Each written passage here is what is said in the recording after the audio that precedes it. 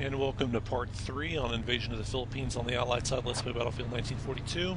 And I guess it bears saying at this point, as you might guess, this is going to be a long round. It's very unlikely that ticket bleed will be inflicted on either side.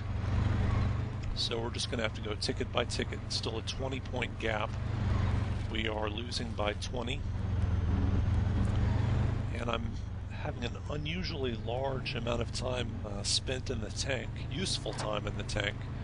This is the one map where you really don't think of tanks being used much, considering the tanks can only be on this western island here with 3 flags. Now, some of you who have played this game are probably shouting at the screen that yes, it's possible to bring a tank over to the airfield flag and the island just north of it. That's technically true. If you go along the shallows just right and you continually repair the tank after it gets damaged by being in the water, it is possible to bring it over to the airfield flag, which sounds funnier than it actually is. I mean, it is amusing to see it, but it's not useful. It's a lot of effort, so I'm not going to try that out. Yeah, this place is absolutely swarming with infantry. We got people with landmines all over the place. Well, I'm just gonna see how many kills I can get here. Oh, great, the reload bug. Well, I guess that was enough bullets to kill somebody.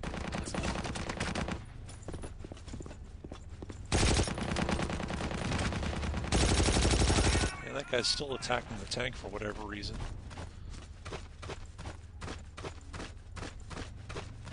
Got 9 bullets left, but yeah, that was enough. I didn't want to get caught reloading. That's a terrible way to die. Alright, that tank is guarding the other side.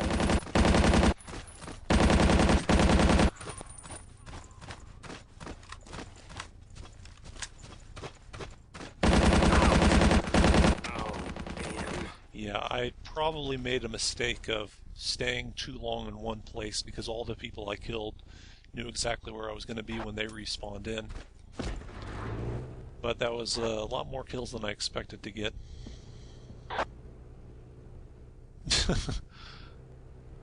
I was just reading the chat there.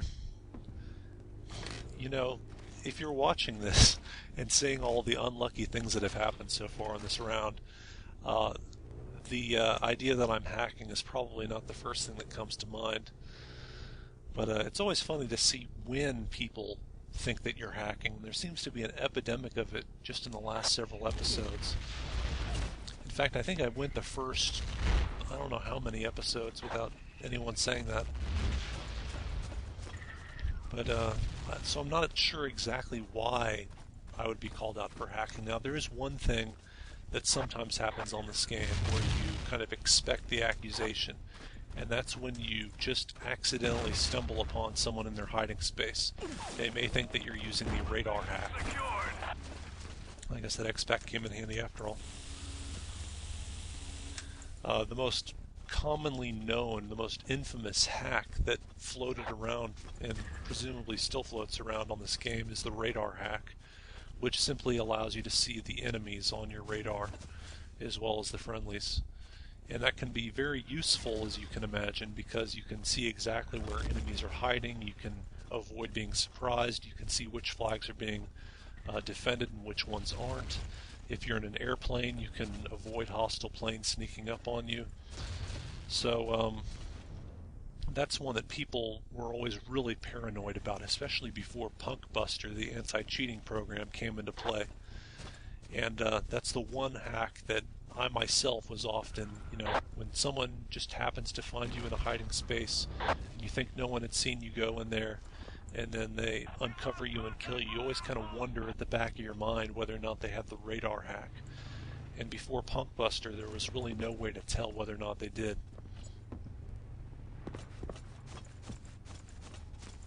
And I'm going to see if I can stalk this enemy tank and set a landmine behind him.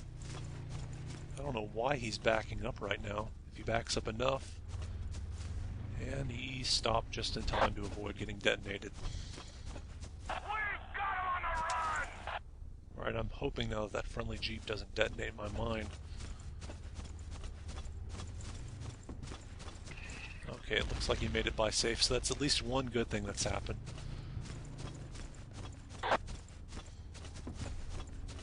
Man, that tank is acting really suspiciously. He seems to... I think he may have spotted me from before. He's really... Yeah, he's definitely spotted me. That explains the cannon shell. Hopefully that second friendly Jeep will do enough to distract him. Well, he did a little kamikaze action there, and it was enough to get the enemy out of the tank. And now I'll just repair that tank and it'll be a good steal. Except for the friendly who used a bazooka. Maybe I can save it from being totally on fire. Just barely.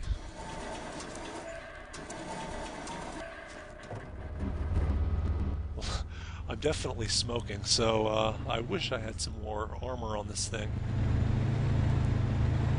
There's an empty Jeep. I'll just go around the other way. I can see that we've got the U.S. Marine base now. But I don't know whether or not we have the landing beach.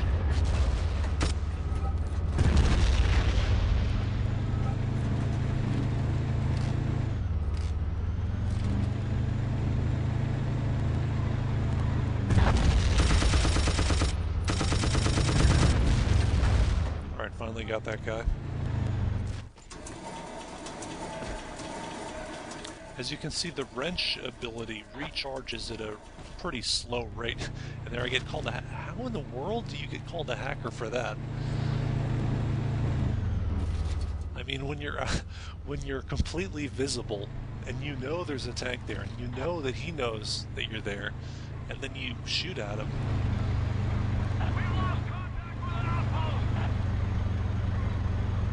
So we do have the landing beach, but I'll just drive over there for the fun of it.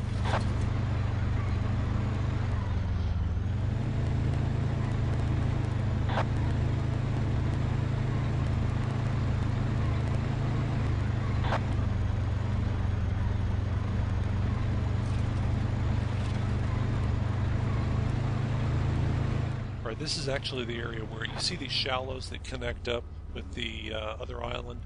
That's where you would drive the tank, continually repairing it when you do your island hopping. And if it were easier to aim, I could probably take out that def gun. Actually, I may have done just that. No, it's still there.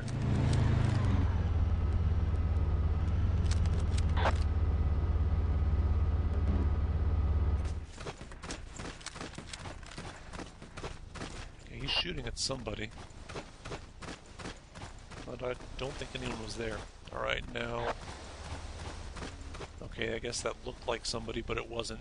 With the graphics on this game, sometimes at long distance you can't tell whether an object is a person or not. Good job, soldier!